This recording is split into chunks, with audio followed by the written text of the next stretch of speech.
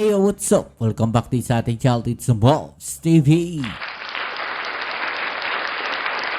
Alright, so tayo nagbabalik muli mga babayan at ngayon pag-usapan natin, no? Grabe, no? Ito palang si Saldico mga kababayan ay isang napakalinis na tao. Okay? So, ito po kasing kanyang pasabog na video mga kababayan ay sinasabi po niya na wala daw pong napunta sa kanyang pera. Grabe. Totoo ba? Totoo ba na walang napunta sa'yo? Grabe naman yan. Hindi kami naniniwala. Ha? Okay, so yan ang ating alamin ngayon at pag-uusapan. Pero syempre bago ang lahat, please don't forget to subscribe, like, share, at comment dyan sa comment section. Ay, shoutouts pala sa mga followers natin dyan at mga subscribers natin. Maraming salamat po sa inyong suporta mga kababayan. Pasensya na wala tayong ganong upload kahapon. Okay, so ito, ngayon tayo babanat mga kababayan. Okay, so naglabas nga ng video itong si Saldico mga kababayan. At sinasabi po niya no, na wala daw pong napunta sa kanya. At siya lang daw po ang nag-deliver no, ng pera dito kay Speaker Romualdez mga kababayan. No? I-debunk natin uli yung kanyang mga video, yung kanyang sinabi mga kababayan, no, na kung saan part 2 po ng kanyang video mga kababayan. Okay, so ito muna, pag-usapan natin to. Sabi nga po niya dito, wala pong perang napunta sa akin. Ito ang paninindigan ni dating Ako Bicol Representative Saldico kaugnay ng kanyang akusasyong 100 bilyong insertions ni President Bongbong Marcos. No? Yan po ay sa part 2 ng kanyang video message mga kababayan.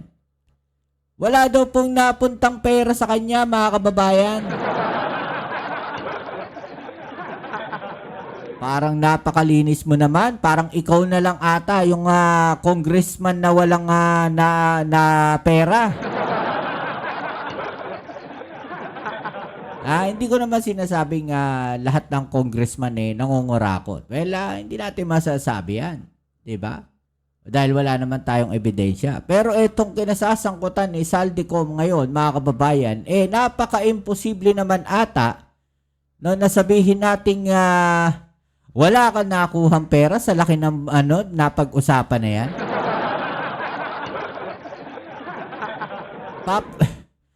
Huwag naman lokohin ng mga Pilipino. Papayag ka na gamitin ka na walang mapupunta sa'yo kahit magkano, kahit singkonduling.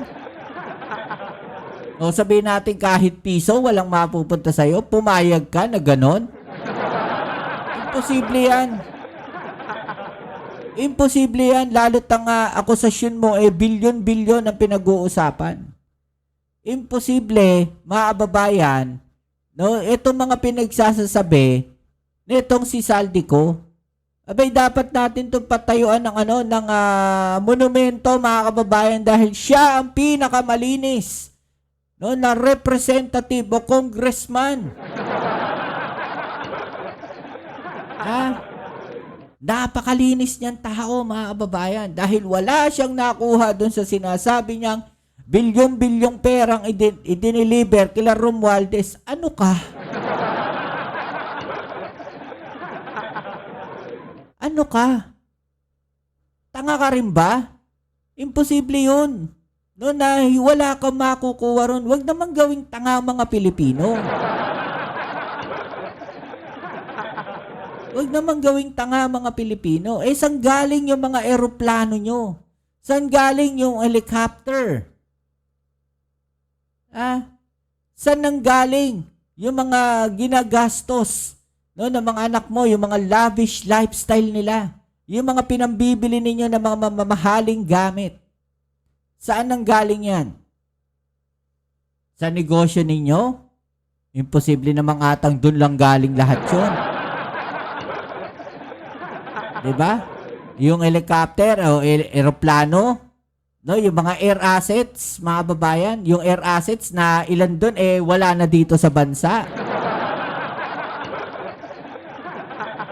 Bakit nawala sa bansa yung mga air assets na yon? Paano nakalabas ng bansa yung mga air assets na yon kung walang, alam nyo na, padulas? Diba? Huwag naman gawing tanga mga Pilipino, saldi ko. No? Huwag naman gawing DDS ang utak ng mga Pilipino. Huwag naman ganon. Malinis ka pala eh. Diba? Di lumabas ka. Bumalik ka ng bansa. Makipag-usap ka. Ipanumpaan mo yung mga akusasyon mo. No? Para mas maniwala ang taong bayan. No? Pero yan kasi mga babayan, yung kanilang palalabasin. Palalabasin nila yan. Na itong mga DDS na to. Na may masamang balak ang Pangulo dito kay Saldico. Okay? So ano mangyayari after nyan? Baka bagulat na lang tayo, pumanaw na si Saldico. At ang sisisihin mga babayan ay ang Pangulong Bongbong Marcos. Nasasabihin nila, may ginawang hindi maganda itong dito kay Saldico, mga babayan. Ganon kasimple yon. Para mapagtakpan lahat yung totoong mastermind. Diba? At gagamitin nila itong si Saldico para pabagsakin ng Pangulo. Last option na nila eh. Wala na silang palusot eh. Diba mga kababayan? Wala na silang mailulusot. Kitang-kita na yung kanilang motibo. Isa lang ang motibo nila, pabagsakin ng gobyerno ngayon, patalsikin si Pangulong Bongbong Marcos, at ipalit si VP Sara Duterte. Atat na sila mga kababayan. Atat na sila. Napaupuin si VP Sara Duterte. Bakit? Anong meron? Para makauwi na si Saldico? Para makauwi na si Harry Roque? Ganon? Para makauwi na yung dating Pangulong Duterte? At mabura na yung impeachment at manipula na nila ang buong gobyerno. Pagka yan ay nangyari, tsaka sasabihin itong mga DDS na to, sana pala hindi ako naniwala sa kanila. Sana pala naniwala ako doon sa mga BBM vloggers. Sana pala naniwala ako doon sa mga sumusuporta sa gobyerno. Sana pala naniwala ako kay dating Pangulong Marcos. Ganyan na pag napatalsik si Marcos. At nakita na nila yung totoong motibo. Ganyan na sasabihin na itong mga DDS na to.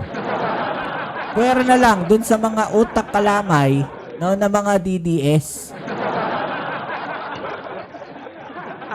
So ito panoorin muna natin itong video na to mga babayan na. Kasi hinamon niya po si Remulla na imbestigahan daw ang Pangulo at si Romualdez. Diba? Ikaw muna iimbestigahan, ikaw yung nakasalang Bakit hamunin mo? Lumabas ka rito para maimbestigahan ka. No? Bakit yung Pangulo ang paiimbestigahan mo at si Romualdez? Ikaw naglalabas ka ng ebidensya na nagtatago ka, paano maniniwala yung tao sa'yo? Diba? Naglabas ka ng ebidensya na nagtatago ka, daldal ka ng daldal sa ibang bansa pero nagtatago ka, idinawit mo yung Pangulo, idinawit mo si Martin Romualdez o yung ating Pangulo Bongbong Marcos na lang pag-usapan natin. No, kasi yun talaga yung tinatarget ninyo mapatalsik. Idinawit ninyo. No, idinawit mo. Dito sa issue na to ng budget insertions. Pero ang totoong issue dito mga babayan, huwag nating kakalimutan na itong si Saldico, ang totoong nakikita natin na parang nasa likod na itong malawakang korupsyon sa DPWH at mga flood control projects. Nilalayo nila yung usapan, nililihis nila yung totoong issue, nililihis nila kung ano yung totoong nangyayari. Di ba? O, panoorin natin to. Kaya ngayon ay hinahamon ko si Ombudsman Remulla kung seryoso talaga siya sa mga sinasabi niya sa kanyang press release na idadamay niya pati si Martin Romualdez kung magbibigay ako ng ebidensya. Eh, ang problema, hindi lang si Romualdez dinamay mo, pati yung Pangulong Bongbong Marcos eh. Diba? Tapos naglabas ka ng ebidensya, puro peke rin ata. Patunayan niya ngayon ang pronouncement niya. Imbestigahan niya ang fraternity Brad at ang kanyang kaibigan na si Speaker Martin Romualdez kung talagang tutupad siya sa tungkulin niya. Imbestigahan din niya si President Bongbong Marcos. Sabi nga ni BBM nung SONA, let's do it right at mahiya naman kayo, hindi po ba? Tama. Diba? Tama naman. Kaya nga nalaman na ikaw yung nasa likod eh. Kaya nga nawindang kayo eh. Diba? Kaya nga nataranta kayong lahat nung pinasabog yan ng Pangulong Bongbong Marcos eh. Diba? Nagulantang kayo. Nung nataranta kayo. Hindi na ninyo alam kung anong gagawin ninyo. Oh. Nananawagan din po ako sa Senado na imbestigahan ang 100 billion insertion ni Presidente. Alam ko po na hindi gagawin ni Ombudsman Remulla ang hamon ko. Pero magaling ang Senado sa investigasyon. At ako ay naniniwala na dahil sa kanila, lalabas ang katotohanan. Bakit sa Senado, mga kababayan? Bakit sa Senado? Nandun yung mga mouthpiece nila eh. Nandun yung mouthpiece nila eh. Diba? May bunga nga sila rong maingay sa Senado, mga kababayan. Diba? May maingay dun sa Senado. Sa Blue Ribbon Committee. Kaya dun niya sinasalang. Kasi nga, paniniwalaan yung kwento niya, mga kababayan. Bakit paniniwalaan yung kwento niya? Pareho sila ng kwento ni Gutese eh. Diba? Sinundan niyo yung kwento ni Gutese. Dito nyo makikita, mga kababayan, na etong lahat ng kanilang sinasabi, mga tahi-tahing kwento na. Hindi nyo napansin na wala si Gutesa ang tagal, tapos bigla tong susulpot, malapit na yung rally ng iglesia. Bigla maglalabas ng video sa araw na merong hearing yung Blue Ribbon tungkol sa flood control. Tinatabunan yung flood control. Diba? Yun yung totoong motibo. Tabunan yung usapan o yung usapin tungkol dyan sa flood control na yan, mga kababayan. Para mapagtakpan yung totoong mastermind neto. Para masalba yung mga nadadawit na kung sino-sinong mga senador at mga kongresista na nadadawit dyan sa flood control na yan.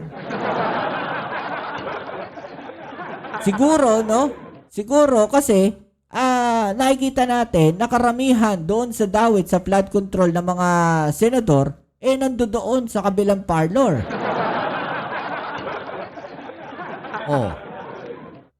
Diba, mga kababayan? Malinaw na may pinagtatakpan. Malinaw na ito ay diversionary tactics, itong ginagawa ni Saldico. Malinaw, mga kababayan, na nililihis nila yung totoong usapan, yung totoong issue. Nilalayo nila yung totoong mastermind dito sa usapin na to. At ang ginagamit nila ay ang mismong Pangulong Bongbong Marcos.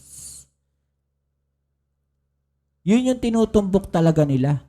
At na sila paupuin si VP Sara. Para makauwi na sila lahat dito sa Pilipinas. Diba? Ano po masasabi ninyo dyan, mga babayan? I-comment sa ibaba yung mga opinion na atin yung pag-usapan. Alright? So yan, muli kita tayo sa ating next video upload. Ito muli ang inyong Kuya Mobs. It's Mobs TV. Peace and health.